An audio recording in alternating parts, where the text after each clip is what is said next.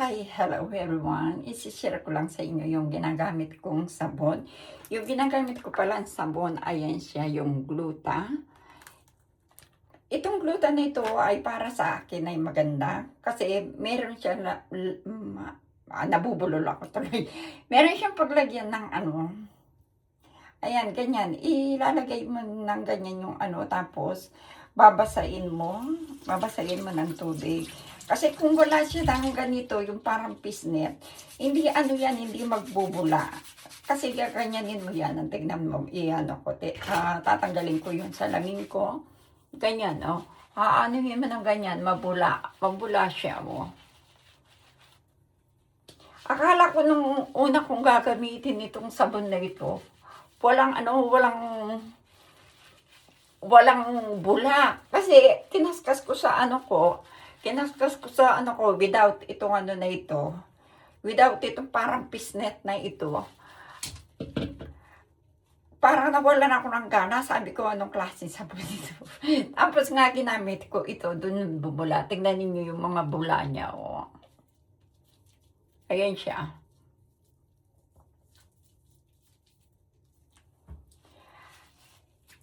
Maganda kasi itong gluta na ito. Kasi noon, gumamit kasi ako ng gluta. Hindi man ako dating nag-i-skincare. Simula lang kasi nung binigyan ako ni Ana ng gluta, yung bang glutang capsule. Kasi binigyan niya ako ng gluta. Tapos kasi, kaya niya ako binigyan ng gluta kasi nabuntis siya. Kasi siya, gumagamit siya ng yung gluta capsule. Tapos, dahil nga marami siya ng mga tigyawat dito. Tapos sabi niya sa akin, tinanong niya sa akin, kung yung yung gluta na iniinom niya, kung gusto ko daw. Kasi sabi niya, masasayang na lang kasi nabuntis si Ana, hindi na siya pwedeng makainom ng yung gluta nga. Tapos, yun, binigay niya sa akin. Kaya sabi ko sa kanya, paano ba ako iniinom yan? Sabi ko ganon. Tapos sabi niya, iinom ka nito, sabi niya, yung mga dalawang beses sa isang araw. Isa sa umaga, isa sa gabi. Sabi niya ganon. Tapos, sabi niya, pagka una mong ininom yan, sabi niya ganun, aayaan ko muna dito sa mukha ko yung glutasop. Sipsipin ng mukha ko yung glutasop. Yun nga, itutuloy ko yung sasabihin ko doon. Sabi sa akin ni Ana noon, inumin mo ito, sabi niya, 2 beses. Isa sa umaga at saka isa sa gabi, sabi niya. Kasi marami akong pekas noon. Yung mga pekas ko, yung milasma ko. Tapos, yun nga, sabi niya sa akin, iinumin ko yun 2 beses sa isang araw. Isa sa umaga at saka isa sa gabi. Ngayon, ang sabi niya, pagka una mong ininom yan, sabi niya, mararamdaman mo sa sikmura mo, parang pumipitik sa sikmura mo. Sabi ganon, normal lang yon, sabi niya sa akin. Sabi niya, gusto mo ba? Sabi niya, ipadadala ko sa iyo. Sige, sabi ko, itatry ko yung gluta, sabi ko.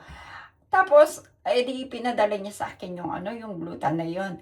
Tapos, yung mga milasma ko, nakita ko yung face ko, naging maputi yung face ko, nawala yung milasma ko sa loob ng 9 months. Sa loob ng 9 months na na nawala.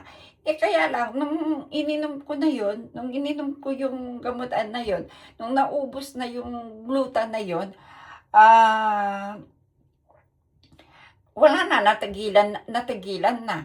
Tapos, yung kasing yung anak na 2 binata ng kapatid ko, dahil pinitisyon sila, pumunta na ng Amerika. Yun, nagpabili kami doon sa Pilipinas. Tapos, nakarating na sila sa Amerika, dala-dala nila yung gluta.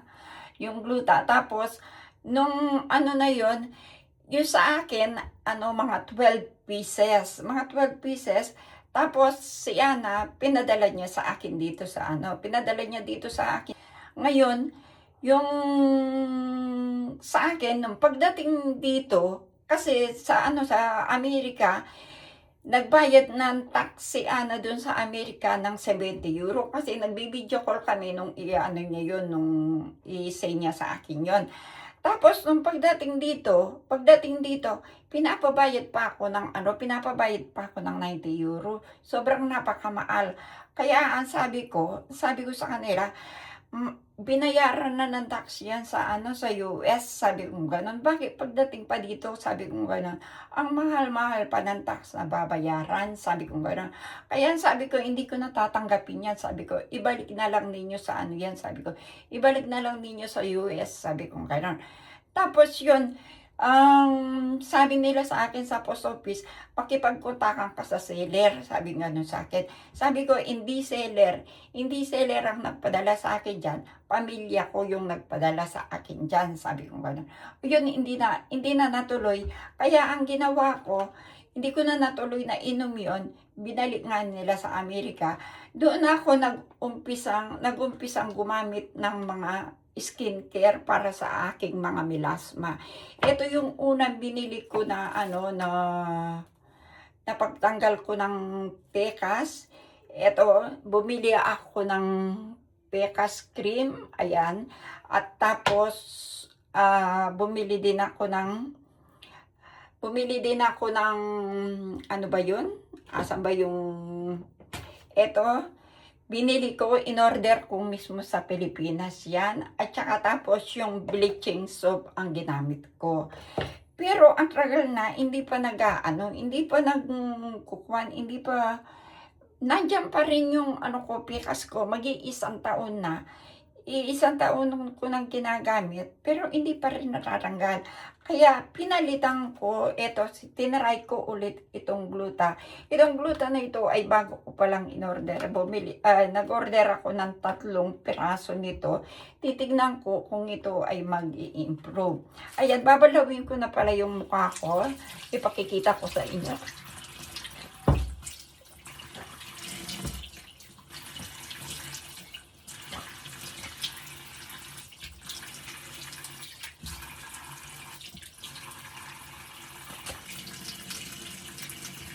Yan na yung mukha ko. Ngayon, pagkatapos kong binalawan, mag-aano ako ng kamatis. Maganda ito, pagkatapos mong tapos ilalagyan ko ng asukal. Ito, may asukal yan. Tapos i-scrub ko sa aking face. Ganyan ang ginagawa ko.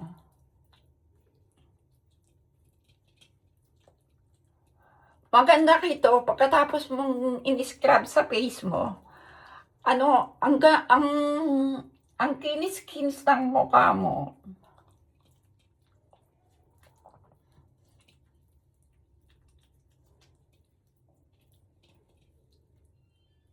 Hindi ako kasi yung baka pupunta sa sa mata ko yung sabaw ng kamatis.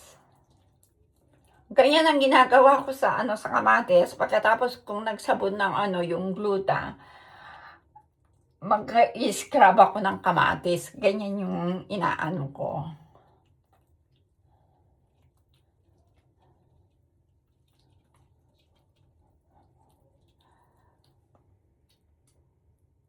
Yan, medyo ako. Ayan, iano ko yung kamatis, medyo tagalin ko muna ng kaunti sa aking mukha.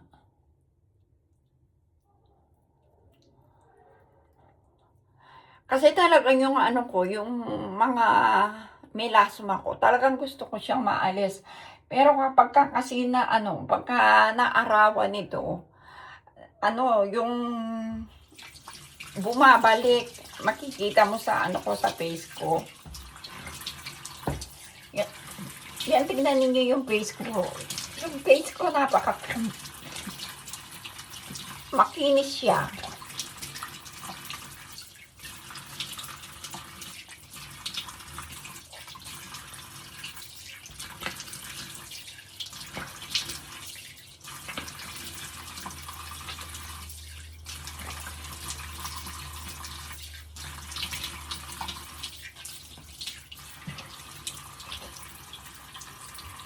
Ayun yung face ko, mamula-mula. Tapos, pupunasan ko siya ng paper towel. Nakakaglow itong kamatis na ito.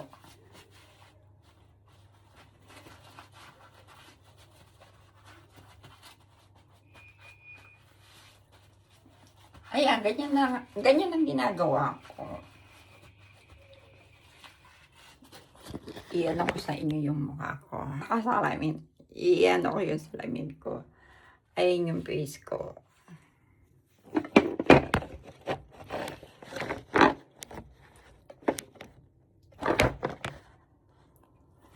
Ayan. Tapos ang gagawin ko dito, mag-aano ako ng Cetaphil, yung moisturizer facial cream. Yan ako dyan sa sa face ko.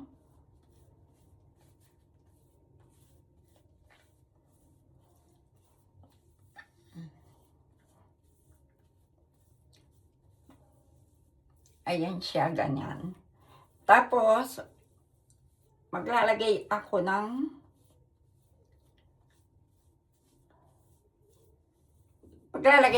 serum. Ito yung ginagamit kong serum.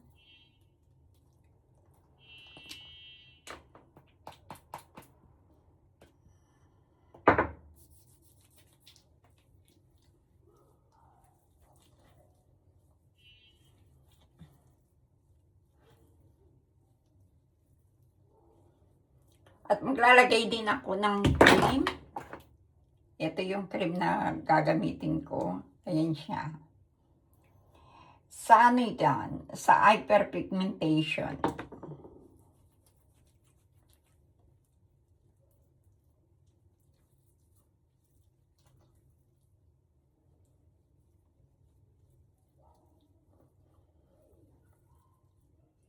Medyo patuhin ko muna ng konti yung aking face para yung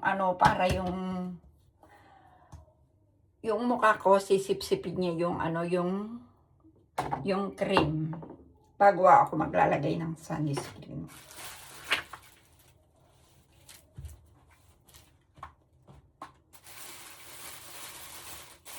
Tapos ngayon maglalagay na ako ng sunscreen.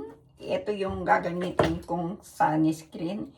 Hair Choice, ito yung ko. Ito direct kong in-order sa Philippines. Kaya lang medyo pricey yung mga yung product. Sabi nung yung nagtitinda doon. Pero ginamit ko rin yung bleaching soap, pero parang hindi rin nag-approve sa aking mukha. Hindi ko alam kasi kung talagang ba talagang nababagay sa akin. Hindi ko alam kung ano talaga nababagay sa aking mukha. Namula yung mukha ko sa kamatis.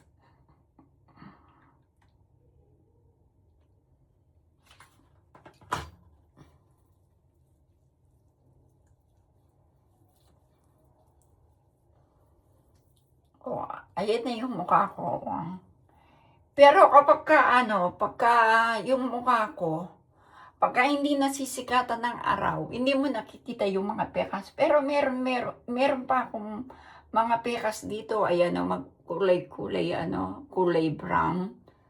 Ayan, ganyan lang ang ginagawa ko.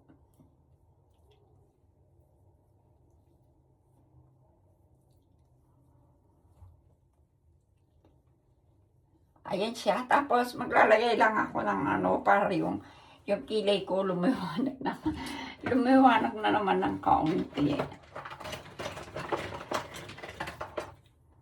Ayan. Iaanuhin ko muna sa salamin kasi hindi ko kasi makita pagka wala ako sa salamin. Kaya gumagamit ako ng salamin na malapitan.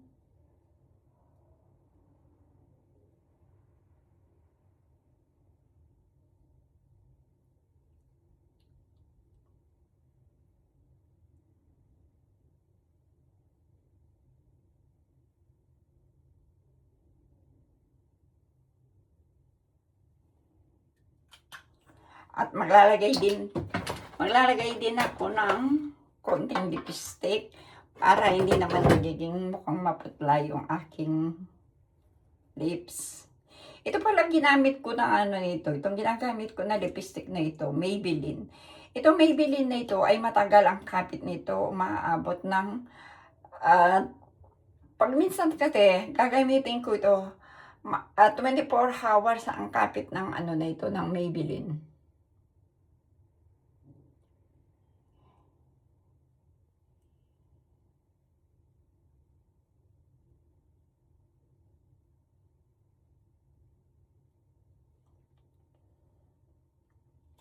Ay, siya, diba? Nagkaroon na ng ano yung, nagkaroon na ng yung mukha ko, diba?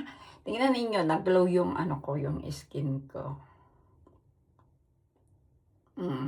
Diba maganda yung ano, yung ginagamit ko. Ayan siya. Ganyan yung mukha ko. Yun lang ang ginamit ko. Kasi simula nung ginamit ko itong gluta na ito. Kasi maganda ang gluta. Ano ako dito sa gluta na ito. Ang taras ako dito sa gluta kasi simula nung uminom ako ng gluta capsule, na tanggal yung aking mga melasma, pumuti talaga yung mukha ko. Kaya ito na yung inaanap ko na ano, na gluta. Kaya lang, nag-order pa lang ako nito, mga 3. Titingnan ko kung talagang mag-aano sa ano ko, sa face ko. Sige, bye-bye. Salamat. Sana suportahan naman ninyo yung aking channel. Ano kayo dyan, subscribe kayo at saka paki-like na rin at saka paki-share. Bye-bye!